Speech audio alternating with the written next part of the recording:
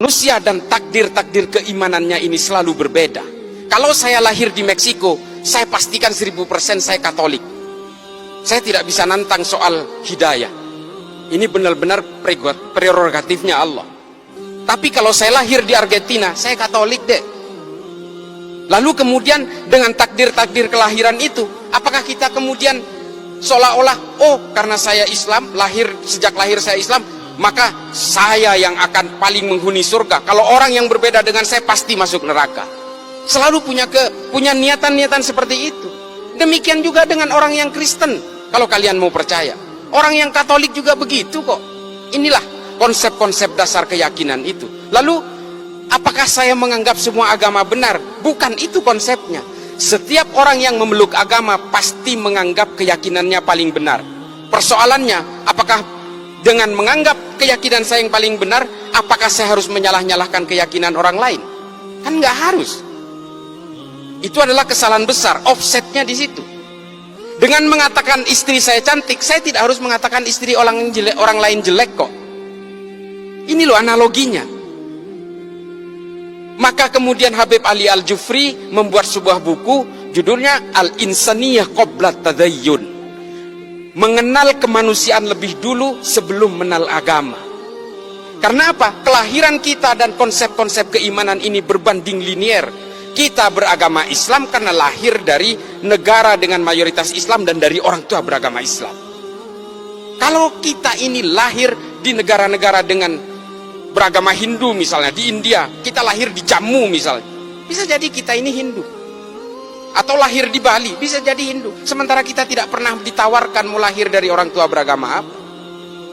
Tiba-tiba kita lahir brojol Islam, ikut keimanan orang tua, lalu I'm the man, I'm the holder of universe. Ini loh penyakit-penyakit orang yang kemudian menghegemoni keimanan bahwa dia itu adalah pemegang kebenaran tunggal. Makanya kalau kita ingat tulisannya Thomas Aquinas dalam Summa Theologica, saya paling memegang ini. Meskipun Santo Thomas Aquinas ini adalah seorang Katolik, bukunya itu saya habiskan. Saya itu pembaca buku dek. Ya saya nggak jumawa ya. Saya itu 1000 halaman rata-rata per bulan. Saya baca buku itu.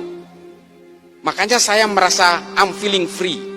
Saya merasa merdeka dengan berbagai bacaan yang saya bacain. Saya betul-betul tidak terbolgol oleh keyakinan-keyakinan sepihak. Kata Thomas Aquinas apa? Hominem unius libri. Saya paling takut kalau ada orang baca satu buku lalu dianggap ini adalah kebenaran paling mutlak. Ini loh, bahaya sekali. Kemudian yang saya kisahkan kedua adalah ketika kemarin Densus melakukan penangkapan di Poso sebanyak 22 orang secara serentak di semua sekitar Poso, ada Tojo Una-Una, Ampana, dan juga di kota Poso. Ada salah satu anak muda yang saya wawancarai, saya interogasi. Umurnya belum genap 17 tahun. Dia ditangkap karena dia ingin melakukan aksi teror, melakukan latihan-latihan militer untuk naik ke Gunung Biru menggantikan kelompoknya Ali Kalora yang sudah dihabisi. Nah, dari hasil interogasi itu adalah dia ini siswa SMA 1 Poso. Akademisnya bagus, nilainya bagus, punya kecerdasan. Lalu dia keluar dari sekolah itu, dia berhenti. Karena apa? Dia mendapatkan pemahaman bahwa sekolah ini dibangun oleh negara Togut dengan biaya-biaya dari uang riba. Coba. Ini semua adalah negara riba karena ada kelindan perbankan di sini. Coba bayangin tuh. Ini kasus yang pertama. Kasus yang kedua, ada seorang mahasiswi Gunadarma yang dia meyakini bahwa karena bank itu adalah riba, lalu semua ini menjadi riba, termasuk jalan aspal yang melibatkan bank, gaji pegawai negeri yang melibatkan bank, sehingga menurut dia KTP pun itu adalah benda haram. Sehingga apa? Dia merasa mengalami keterjepitan sosial, lalu dia nyerbu ke Mabes Polri, bawa airsoft gun, dia bunuh diri di situ, minta ditembak. Namanya Zakiyah Aini, tahun 2020. Temuan-temuan seperti ini kemudian saya mengambil kesimpulan adalah bahwa paham-paham yang seperti ini pada akhirnya memberikan kita kepada dua pilihan. Either kita menjadi orang munafik atau menjadi kita manusia-manusia yang sempit. Mohon Ini izin waktunya. Ya, ini kesimpulan saya. Kesimpulan saya itu pada akhirnya adalah kita betul-betul harus mempelajari agama itu secara komprehensif. Kalau kita mengharamkan bank, jangan naik pesawat, siapapun. Tidak ada maskapai penerbangan yang membeli lunas pesawat itu. Semuanya nyicil, pakai bunga dek. Jangan naik haji, naik pesawat. Jalan kaki aja. Janganlah kita jadi orang yang hipokrit, yang munafik, mengharamkan sumbernya dari hulu sampai hilirnya kemudian merasa dihalalkan. Ini jangan sampai seperti itu. Konsep usul fikih itu adalah tabi'ut tabi'un. Kalau di atasnya haram, di hilirnya pasti haram. Kalau di atasnya halal, di bawahnya belum tentu halal, bisa jadi haram. Legen, tua, cuka. Halal, haram, halal. Tapi kalau di atasnya haram, ke bawahnya haram semua. Bir sepakat, kita haramkan. Bir ya. Kalau kalian jadi tukang parkir di pabrik bir, haram juga penghasilannya. Itu loh konsep usul fikih. Kalian kalau ingin mengharamkan bank konvensional, apa yang kalian kenakan ini semua melibatkan bank. Kalian akan menjadi munafik semua. Lalu apa antisipasinya? Darul Iftah Majelis Ulama Mesir kemudian menghalalkan bank-bank konvensional ini dengan alasan riba. Kita betul-betul mengharamkan itu. Allahu ahallal bai'a wa harrama riba, jelas. Tapi apakah bank konvensional masuk kategori riba? Ini yang diredefinisi ulang.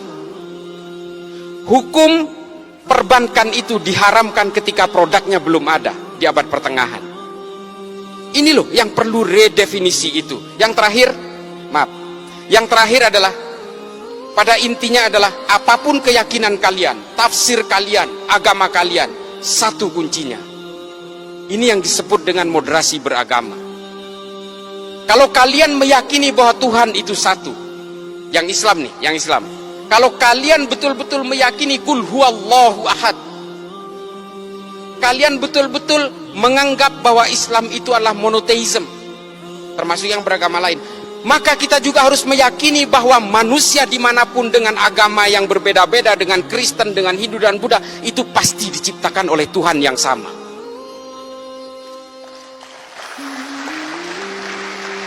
Ini tolong kalian rekam. Kalau kalian ini diciptakan oleh Tuhan yang sama, lalu untuk apa kalian itu bertikai dengan keyakinan dan keimanan itu? Itu loh kuncinya. Itu yang disebut moderasi beragama. Moderasi beragama ini bukan sekuler, bukan liberal, bukan. Tetaplah kalian dengan keyakinan-keyakinan agama dan tafsir-tafsirnya itu. Satu saja, jauhi kebencian, jauhi kekerasan, jaga nama baik agama masing-masing. Supaya apa? Supaya agama kalian ini tetap menjadi daya tarik. Kalau agama kalian ini lebih identik dengan kekerasan, kebencian, caci maki dan sebagainya, jangankan orang yang berbeda agama yang mau tertarik dengan agama kamu, orang yang seagama dengan kamu aja bisa saja meninggalkan agamanya. Kita terakhir, paling terakhir banget nih, mumpung lagi ngobrol MC-nya, paling terakhir banget, kita selalu mencatat bahwa ada orang non-Islam masuk Islam. Oh, kita girang banget. Sinead O'Connor masuk Islam, wah keren. Marcel Siahaan masuk Islam, keren. Kita hanya menghitung secara statistik orang non-Islam yang mengkonversi agamanya ke dalam agama Islam. Tapi kita tidak pernah mencatat orang Islam yang keluar dari Islam, tidak pernah ada prosesinya, tidak pernah ada statistiknya. Karena KTP-nya tetap Islam, tapi dia sudah menjadi agnostik atau menjadi ateis. Kenapa? Karena Islam selalu digambarkan dengan kekerasan-kekerasan dan kebencian, membid'ahkan satu sama lain, mengkafirkan satu sama lain, sehingga hidupnya seperti pepat dan sempit. Agama bukan tujuannya untuk itu. Agama itu adalah melonggarkan berbagai isi batinnya tanpa menghilangkan konsep-konsep teologisnya, tanpa menghilangkan kehausan spiritualnya. Gitu ya. Terima kasih banyak. Ini agak sedikit ini. Mudah-mudahan ini bisa menjadi manfaat. Kurang lebihnya mohon dimaklumi karena saya yang fakir ilmu ini. Terima kasih. Assalamualaikum warahmatullahi taala wabarakatuh.